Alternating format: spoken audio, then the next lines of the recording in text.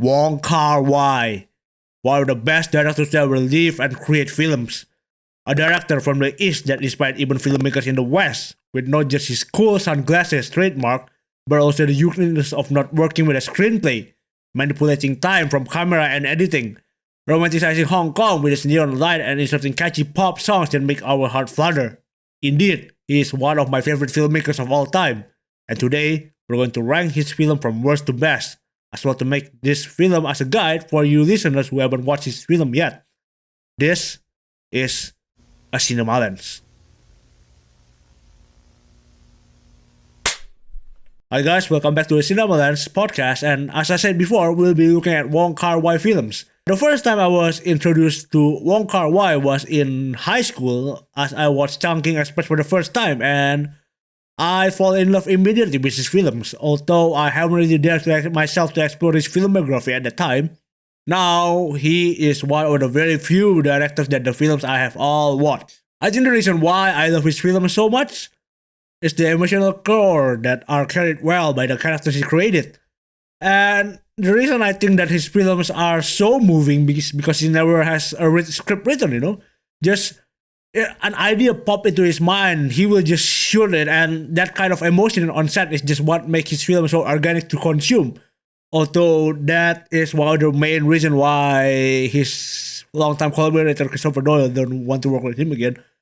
It's a very tiring process for sure. I understand that, but the emotion that I got from watching his film is something very, very unique. It's very rare to see that in cinema. It's very different. There's no other director that really make my heart love films like what he made. And how he always bring the romance genre into the screen also feels so natural and raw. Oftentimes, there are never really a dramatization or even just a subjective POV that makes everything just so poetic, and the way he tackles the theme of love and loneliness is just so different. It's just really one of a kind.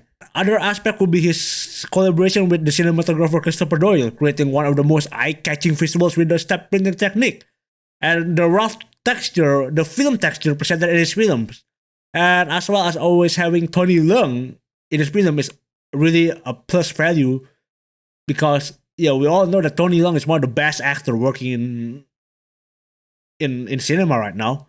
And as I rank the list here, I do hope that it could be an opening gate for you guys to explore his films. And without further ado, let's just start with his worst film that he ever created.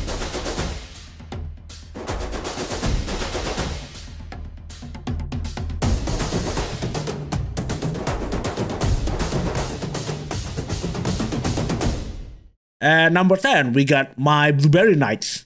This is the Wong Kar-wai debut Hollywood film that shows that he should never really have to work in Hollywood. Because, every aspect actually works, from the neon lighting, from the narration, but I think the only problem that really matters is the translation of East to West, where the East culture value, it doesn't really hold up well to the West. And so Wong Kar-wai, who is coming from Hong Kong and trying to iterate of his philosophy to the West, I don't think it really works that well. It doesn't really translate well. The film itself is a flop, because I just also found the character is just less interesting, where most Wong Kar-wai find extraordinary personality and ordinary characters. But this character, even though the actors Jude Law and Nora Jones, I forgot the cast name, but the cast, even though they did well, the screenplay just very, very thinly written. Yeah, I would like to label this as the worst Wong Kar-wai film that made this film so disappointing, but I can't really say that this is his worst film. Like, it's not really a bad film in quality, but, because they have the label of Wong Kar-wai, just making it so... it just becomes so disappointing. But anyway, it's not really a bad film, but it's not recommended to start with this one when you start with Wong Kar-wai filmography.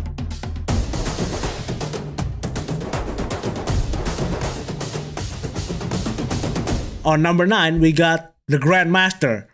So it tells the story of Ip Man biography, but it turns out to be more inferior to Donnie Yen's film, the one that Donnie Yen portray as Ip Man.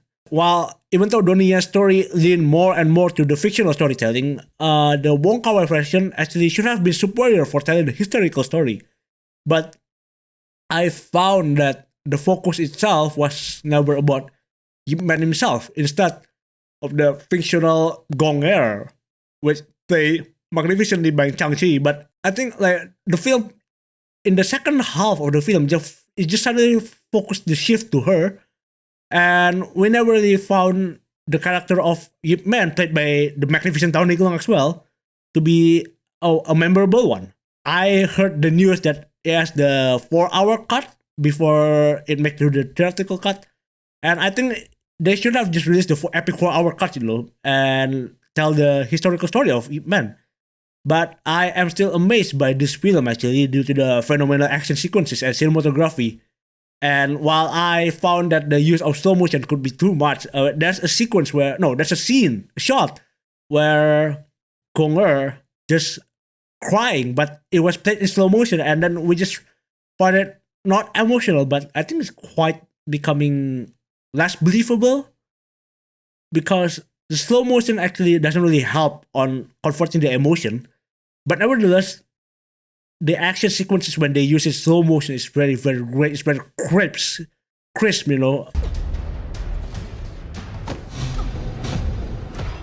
The sound design as well. I am really fortunate to get to see this on the theater when in Korea they just showcased a film of Wong Kar-wai, and I got it watched it in theater. The sound design is just very well done. This is really a cinematic experience that should come for the visual and audio, and it can't be seen on the small screen.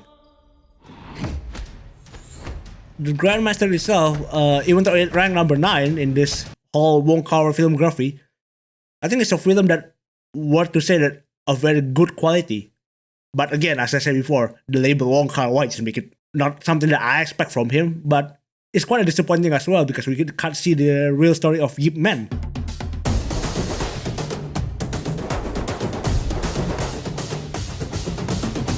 Number 8, As Tears Go By. So this is the first debut by Wong Kar-wai.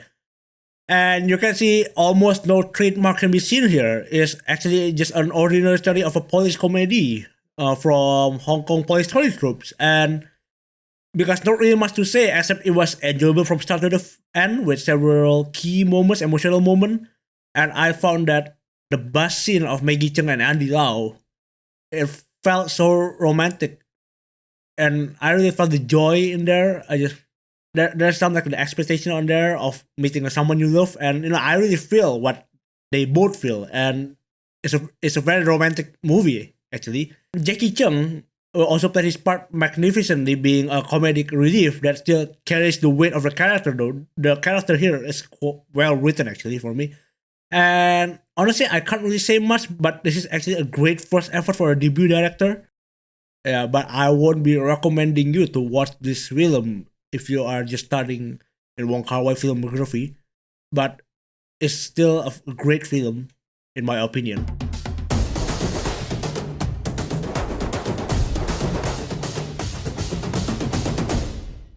And moving on, number 7, we got Days of Being Wild.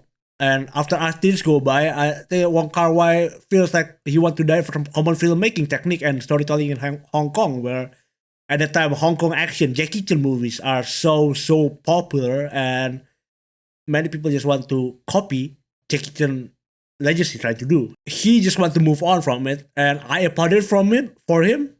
And while this film might be in the lower rank of this list, for me, it stands above as high quality of filmmaking. What will make it work for me is perhaps the character and the philosophy of love and loneliness itself that is presented in this film, which is something you can see very common in Wong Kar-wai films. The interaction itself also felt so dreamy with its green palette and the quiet sound design, as well as the clock ticking on the wall to emphasize the theme of time. And it felt so surreal despite its realistic depiction, I think because of its subjectivity. And who can even forget Leslie Cheung's Yudi's Mambo Dance, played by Leslie Cheung. And I, at the time after watching the film, I put that on repeat. I think it's so great, man. I went to see the dance like that. It was great. It's the one of the most memorable sequences in the film. Perhaps why I put it down in the list is that I think it's just too slow for me, and the tone just felt so deadly serious. It's not really a film to entertain people for sure. Yeah, and the theme itself is just quite depressing. Where Wong Kar-wai usually Wong Kar-wai just put another layer of emotion in it, but this just straight up depressing for me, and I don't really like it too much. As you can see, you know that I watched these films after I watched several of Wong Kar-wai films, so yeah, it's not something that I really expect, but nevertheless, it's a very good film. It's a very good film.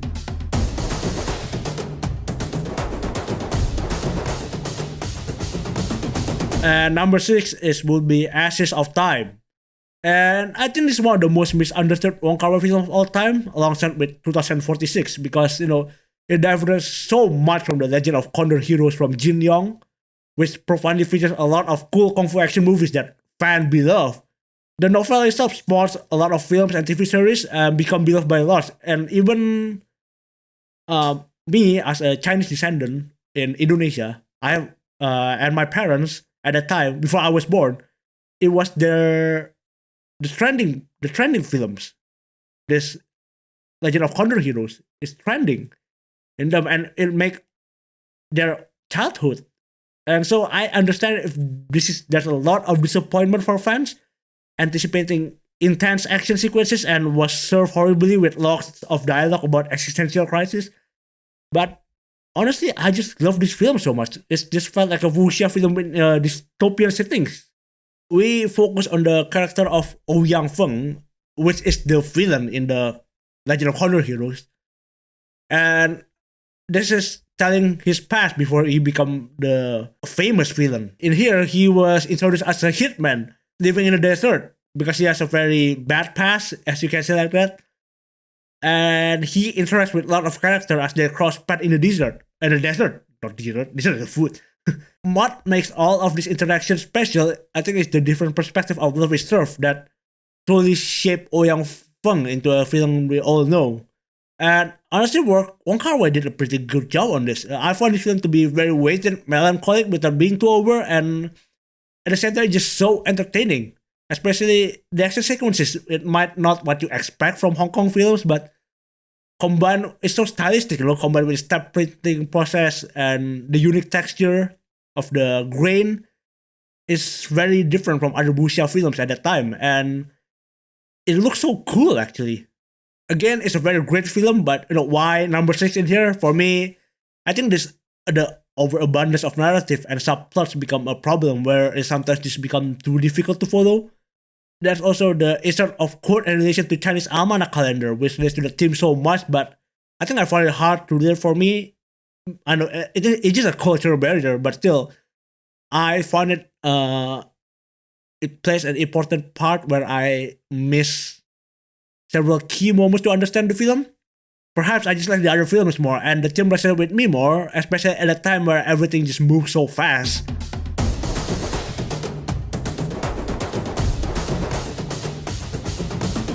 Number 5, we got Happy Together. I don't think it's an overstatement to say that this is one of the best LGBT films of all time. And getting to the point directly, I really love how it depicts homosexuality without being too conscious of a social perspective. Because mainly we'll see films about homosexuals at this era being judged by society about self-acceptance and such. But here, I could relate them more as a normal couple than seeing them as a special homosexual. And the subtext there that Wong Kar-wai put here about the Hong Kong transition, the question of nationality and identity, and especially at the time where LGBT is really accepted. And I don't think it will be normally accepted as they slowly right now transition to China values after the British give Hong Kong to China. Yeah, I think that's why the story, they moved to Buenos Aires but found the same problem there, and it became a journey of self-identity that relates to other aspect of life rather than just questioning about sexuality. And I think it's something very rare to see even these days on LGBT films. And it was made in 1997 where society still perceive LGBT as a taboo subject. This film make it as very, very natural about it. And, you know, kudos to Wong Kar-wai, I guess. Praise has to be given actually to the two lead actors, Jackie Chan and one of my favorite actor of all time, Tony Leung. They really both carry the film here with very naturalistic performance, and especially the crying scene in the bar where Tony Leung is interacting with Chang Chen. No, it's so moving, you know. Just I also want to cry there. Just Tony Leung is a very, very great actor. And the cinematography, as usual, Wong Kar-wai and Christopher Doyle collaboration. And oh damn, you know, I played the ending shot multiple times, you know, just very cool shot, bro. It just if you watch Happy Together, I think you know what shot I'm talking about. The last sequence on the train, so great, so great. But you know, I think the story might need some improvement, and I think especially in the end, we're quite of dragging a bit. But I feel that the emotion is always there. The emotion is always there.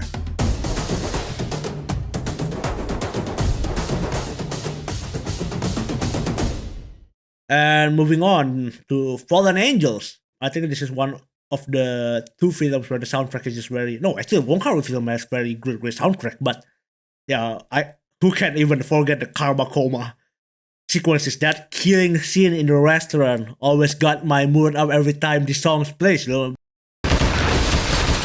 From the opening title with the drum beat, da-ding, da-ding. Yeah, you know that this film is going to be special, and the fish eye distorted lens shot by Christopher Doyle, you know, it's just perhaps one of the most highlight of in Christopher Doyle career alongside Chungking Express. And after all, the character itself is not the main character here, but you know, it's the Hong Kong city itself. And you have perhaps noticed that everything in the film just shot at night, and it's just so immersive to revisit the Hong Kong in its prime time, a city filled with neon light that looks so grandiose and crowded. I mean, I visited Hong Kong the first time in 2007 when I'm still in primary school, but Hong Kong doesn't look like the Hong Kong we see in Fallen Angels because it changed, you know, like every year. But in the meantime, you could feel that the Hong Kong itself, the people inside the city, is just so isolated, and I think that's why the character really worked. Trying to find meaning in relationship and love, crawling around Hong Kong City, selling ice cream, doing absurd job of killing people. And while the theme itself could be say as depressing, I mean, Wong managed to make it the film look so cool, so funny, and just so intimate. Once the credit roll, I guarantee that you won't forget the beautiful shot of Hong Kong City and its slow motion and the coolness and quickness of its character. And while the character might not be as memorable as the top three films I will mention, I think it still display a shocking complexity that you could analyze, and it's a film that will stick to your mind until the end. It deserves top 4 at this list, but it is up there on my top films of all time, although it won't like maybe top 100, I guess. It's a very great film that I think people should watch.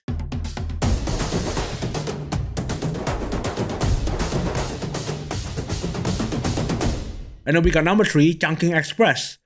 And the film itself is divided into 2 segments, Cop 223 played by Takeshi Kaneshiro, and Cop 63 played by Tony Leung. If I would only judge the film by the story of Cop 663, then it would definitely be on the top of this film list. But I don't think it will work as Chungking Express because I think that you need both stories to work.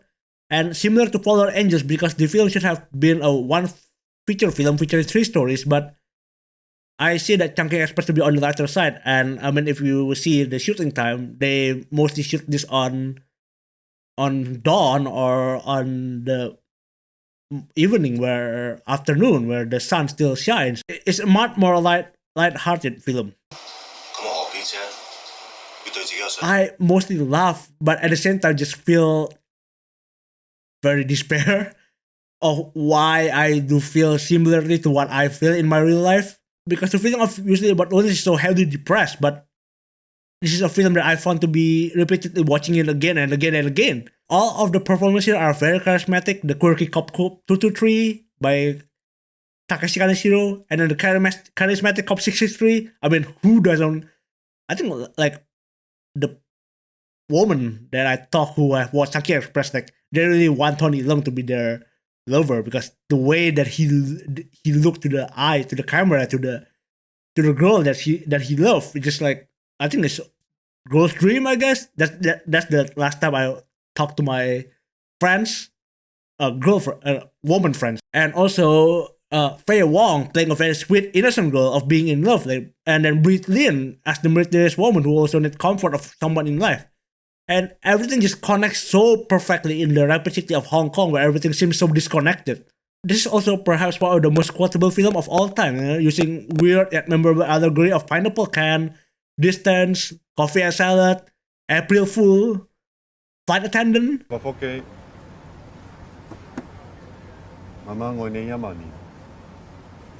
Don't forget as well, this is the film that heightened the popularity of stamp printing, and I have to say this has also inspired me to make it similar to the style, and all thanks to Chungking Express, I guess. It's a film that I really recommend people to watch. It's a very, very great film. It's a film that I could revisit it all every time, and every time.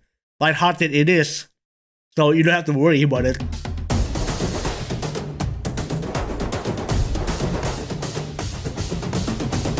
And then number 2, we got 2046. As I said before, I think this is one of the 2 most misunderstood Wong Kar-wai films, and this I can't really understand the hate like Axis of Time, which I could understand why, but I think maybe because this is a sequel for In the Mood for Love, where people expect it to be more superior than it, but it is not. Nevertheless, I found this a perfect sequel to be for In the Mood for Love. Not better, but it's still terrific. And it still continues the journey of Mr. Chow after In the Mood for Love. We found him to be a playboy, encountering with many girls and plays with them. He also lived in a hotel where he writes sci-fi stories, and there's the sci-fi sequences about the story that he's writing. This story actually intercuts perfectly, matching the mood and theme. And what I really like about this film is also trying to look at the theme of grief and loss of the loved one from the perspective of a writer. And as a filmmaker, this is maybe something deeply very resonates to me. So it shouldn't be considered surprising to take the top of the list. Unlike Axis of Time, this film really blends perfectly with its multiple characters. Everything just seems to be connected. The cinematography, music, color palette, utter perfection actually. I really like, especially how Wong Kar-wai came up with the idea of the allegory of 1224 and 1225. Again, this is a film that is personally connected to me. And I do actually recommend to watch First Days of Being Wild and In the Mood for Love before watching this film, because you'll find several surprises here and there. But if you just decided to watch 2046 as a standalone film, yeah, I think you'll get the film, what it's trying to say. But it's better, especially In the Mood for Love. You need to watch In the Mood for Love first for 2046. And speaking of In the Mood for Love, that is the film that takes the spot of number 1.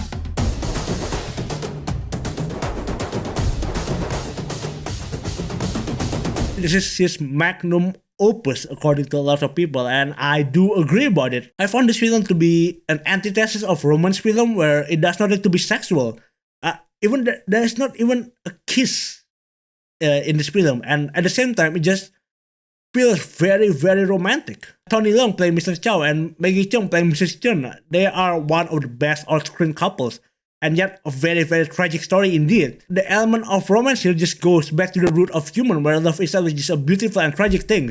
I myself just found to be indulged with the use of editing here because, like love itself, you don't know how much time has passed, and you just realize, at the moment of the climax, time just has passed a lot. The editing, using fast cut editing, where it demands us to pay attention to the film, but at the same time, it's just like real life, where we just too much being enjoying at the moment, and when the moment is over, yeah, just realize how fast time has gone. The cinematography is also top notch, and the infamous corridor scene itself with Shigeru Umebayashi team is perhaps one of the most beautiful sequences to be shot in cinema history. And I really like that theme. Ten, ten, ten, ten, ten, ten.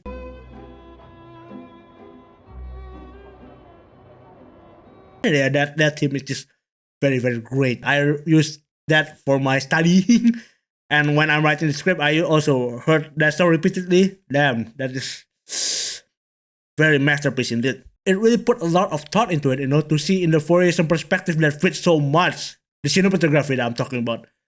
That fits so much in the era of that time where gossip itself became a trend in Hong Kong. It's a film that I kept looking back and back and back, finding the hidden meaning and always got something new when I watch it. And this film, if you follow my Letterboxd, a cinema lens, I put it there because it definitely on one of the top 5 films of all time for me. I think you guys should see it. It's definitely one of the most romantic. No, actually, yeah, one of the most romantic films of all time. And that's it for my list. Again, he is one filmmaker that I adore so much. And maybe if My Blueberry Night is the worst, there's literally not a single film that I could call bad if we're going to judge with millions of films out there. And I really recommend you to check Wong Kar-wai films. And if you're going to start though, I think Chungking Express is a great place to start because of its light-hearted tone and the theme, and you can get what the trademark of Wong Kar-wai that really sticks to you. Or if you just want to start from his best, I think In the Mood for Love is also great. But the prior is a good one since it's so, as I said before, very light-hearted indeed. And that's it for my list of Wong Kar-wai film. If you watch Wong Kar-wai films, what do you think of him? And do you agree with my list? I would like to hear your thoughts in the comment down below. And do please follow my journey on Cinema Lens, subscribe to me. And that's it everyone, have a good day, good morning, good afternoon, good evening, and good night.